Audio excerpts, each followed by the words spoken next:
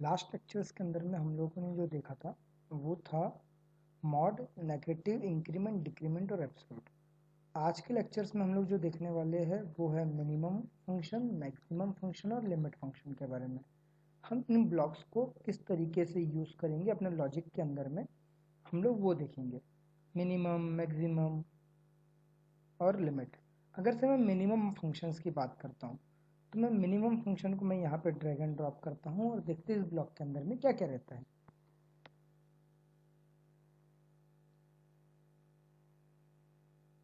देखिए, अब देखिए मिनिमम फंक्शन के अंदर में आपको दो इनपुट दिख रहे हैं और एक आउटपुट, और बाजू में एक स्टार मार्क दिख रहा है। आप ये स्टार मार्क को क्लिक करके यहाँ पे नंबर ऑफ इनपुट्स को इंक्रीज कर सकते हो।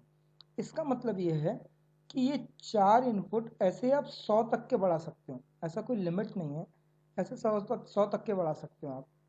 तो अभी आप 4 इनपुट का एग्जांपल लेते हैं। मान लो 1 2 3 4 इनपुट्स है और एक आउटपुट है।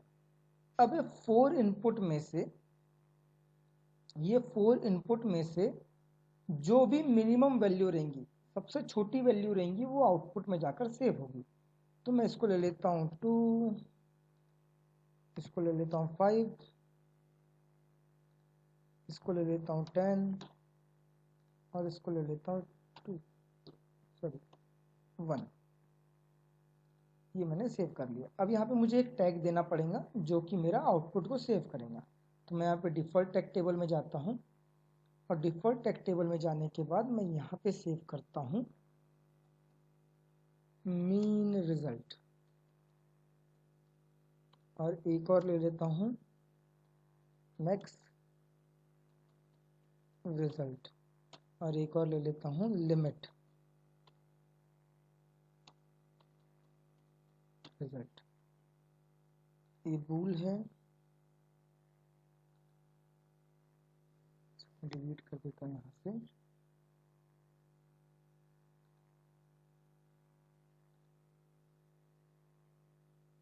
ये हो जाएगा डी वर्ड और यहाँ पर ये हो जाएगा MD40। ये भी हो जाएगा डी वर्ड,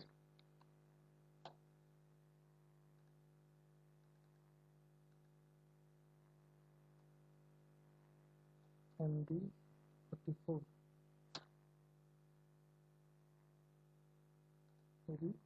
डी वर्ड, ये हो जाएगा MD58।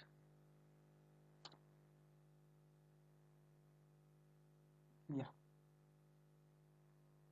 हमने ये 3 आउटपुट जनरेट कर दिया। ये हम इसको जाते हैं इधर, यहाँ पे लिखते हैं रिजल्ट। ओके, ये सेव हो गया। अब यहाँ पे हमको डेटा टाइप बताना पड़ेगा किस टाइप का डेटा टाइप है। तो हम डबल इंटीजर टाइप का डेटा टाइप सेलेक्ट करते हैं। ये हो गया, इसको हम डाउनलोड करेंगे।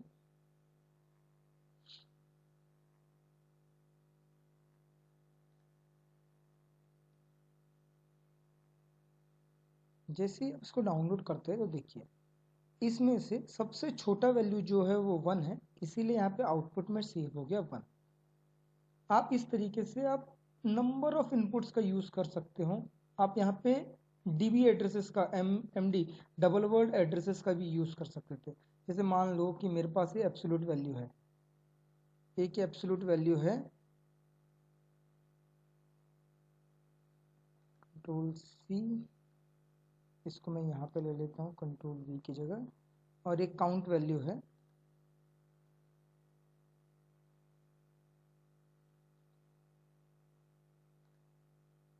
सी, एक काउंट वैल्यू है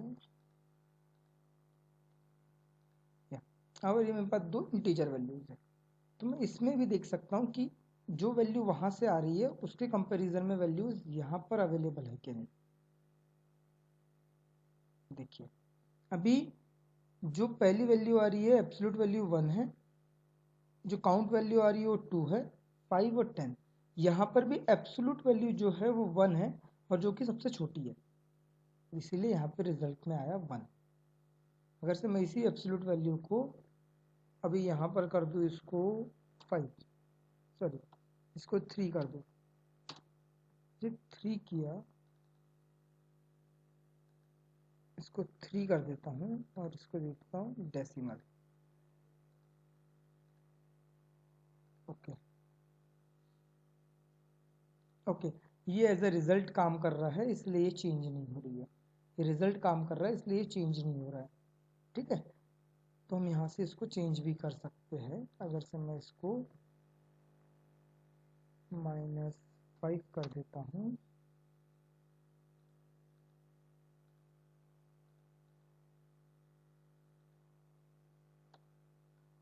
यहाँ से इसको मैं -5 कर देता हूँ। ओके, यहाँ से मैं इसको चेंज कर सकता हूँ डेसिमल, अरे -3। ठीक है, ये मैंने -3 कर दिया। तो अब वैल्यू जो आई वो 3 है। तो इसमें देख सकते हैं आप कि सबसे छोटी वैल्यू जो है वो 2 है काउंट वैल्यू की। तो यहाँ पर आपके पास -2 यहाँ पे अवेलेबल हो गया। वैसे ही आप यहाँ पे अब मैक्स के लिए भी यूज़ कर सकते हैं। तो मैंने मैक्स ले लिया है और सेम वैल्यूज़ है। इसको मैं सिर्फ डाउनलोड करूँगा। ये मैंने डाउनलोड कर दिया, ये मैंने डाउनलोड कर दिया। अभी इसमें से सबसे बड़ा वैल्यू क्या है? ये 10 है, इसीलिए यहाँ पे आउटपुट में जो है वो 10 दिखाई दे रहा है। यहाँ पे मैं मैक्स वैल्यू भी लिखूँगा तो चलेगा, max result. Max result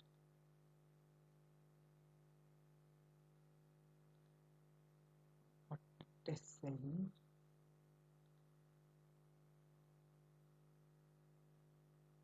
okay, max result value same. ठीक है, इस तरीके से आप मैक्स और मीन का यूज़ कर सकते हो। तीसरा पॉइंट जो है वो है लिमिट। अब लिमिट फंक्शन का यूज़ कैसे करना है? लिमिट मतलब उस रेंज में अगर से वैल्यू रहती है। मान लो आपने लिमिट कर दिया कि मेरा काउंटर है ना वो -5 से नीचे नहीं जाना चाहिए और काउंटर की वैल्यू 10 से ऊपर नहीं जाना चाहिए। उस केस में आप कैसे? तो मान लो मेरे पास एक काउंटर है और इसको मेरे को लिमिट लगाना है। तो मैं इसको यहाँ से डिलीट करता हूँ, यहाँ पर यूज़ करता हूँ एक लिमिट ब्लॉक। अब देखिए यहाँ पर क्या है कि एक मिनिमम वैल्यू है, एक मैक्सिमम वैल्यू है और एक इनपुट वैल्यू है और एक आउटपुट वैल्यू है। तो ये लिमिट फंक्शन वो है कि मेरा मिनिमम होना चाहिए 5 और मैक्सिमम होना चाहिए 10 बाय एग्जांपल। अब मेरी मान लो कि यहाँ से वैल्यू आती है 2। अब वो 2 है, अब वो 2 और 2 जो वैल्यू है ना वो 5 और 10 के बीच में नहीं है। पर मेरी जो रिक्वायरमेंट थी कि मिनिमम मेरी 5 तो होनी ही चाहिए। तो बाय डिफॉल्ट जो आउटपुट में वैल्यू होगी वो 5 होगी, मतलब 5 से नीचे नहीं आएंगी। और मान लो काउंटर से वैल्यू आई 15, अब वो भी रेंज में नहीं है 5 और 10 के। तो मेरी ये भी रिक्वायरमेंट थी कि जो मेरी मैक्सिमम वैल्यू होनी चाहिए वो 10 होनी चाहिए, 10 से ऊपर नहीं होनी चाहिए। तो अब मेरी जो आउटपुट वैल्यू होगी वो 10 पर आकर स्टॉप हो जाएगी।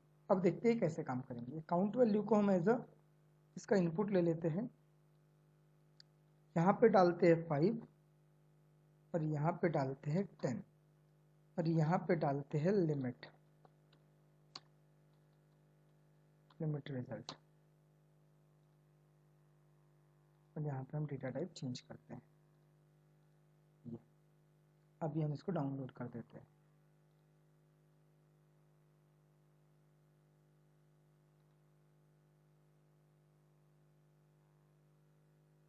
देखिए बाय डिफॉल्ट जो काउंटर की वैल्यू थी वो 2 थी, अब वो 2 जो है वो लिमिट के बाहर है। तो देखिए ये 2 तो आया पर आउटपुट में मेरे को क्या दिया, इस ब्लॉक ने 5 ही दिया, क्योंकि 5 से नीचे की वैल्यू आएंगी तो मेरी बाय डिफॉल्ट वैल्यू 5 होगी और 10 से ऊपर की वैल्यू होगी तो बाय डिफॉल्ट वैल्यू जो होगी वो 10 होगी।